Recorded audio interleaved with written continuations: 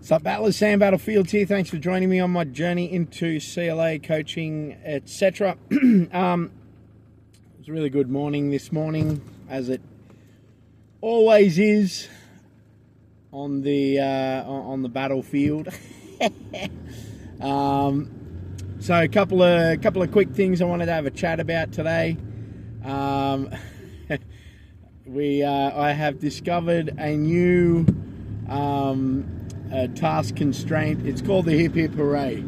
So you would have heard me talk about if you in any way, shape or form are able to put someone on their hips, either hip, it is a win condition. And yeah, just randomly today it was like hip hooray. All right. So anyway, that's what I'm going to call it from now on. It tickled me. It doesn't tickle me as much right now, but it did at the time.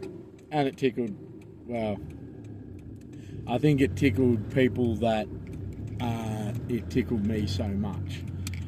So I'm under no illusions that it was actually funny. I think it was the fact that I found my own dad joke funny. Anyway, next thing I wanted to talk about, this one might be a short one, might be a long one. But Alex so this is sports scientist Alex student, mentioned today that,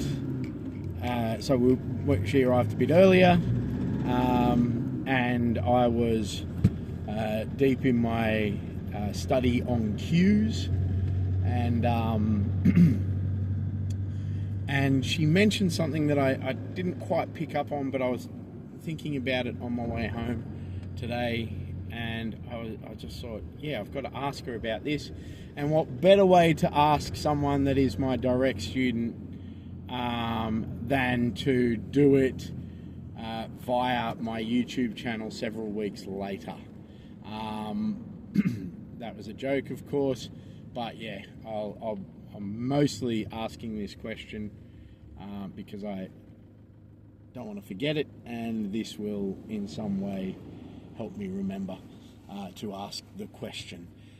So basically, the question, well, what we're talking about cues and just how sort of, oh, come on, mate, come on. Oh, for fuck's sake. So we waited in that whole line for that long. Sorry guys. So yeah, anyway, Alex said that, shit, now I've lost my train of thought. Basically that she, oh man, this is annoying. Oh yeah, so we're talking about cues, and she sort of said something along the lines of, I have to remember I'm all about representative learning design. And I was like, oh, is there kind of a, what's the word? Like, is there a difference between a representative learning design and live coach cueing something?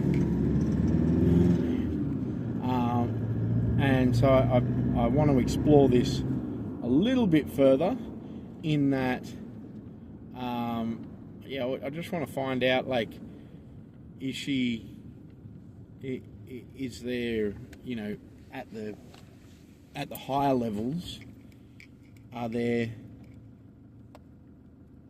people that create the learning design, and then there are people that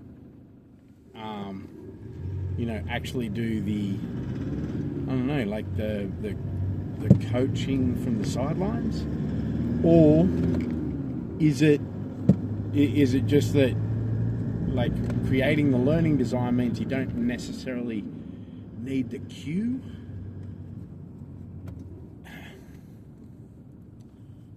which then makes me wonder why I'm fucking going down the language of coaching path, but I'm sure that can't be the case, because keeping external cues, I'm just thinking it through now. External cues in general are relevant and beneficial, and keeping them simple. So I was kind of talking about those cues that I got the other day.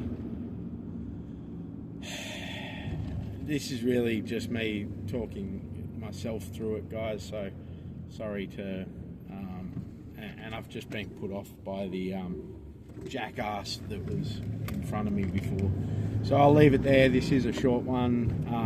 I'll probably queue it up for a couple of weeks after, but I do want to put it into play. Much love. Sand Battlefields, war and peace.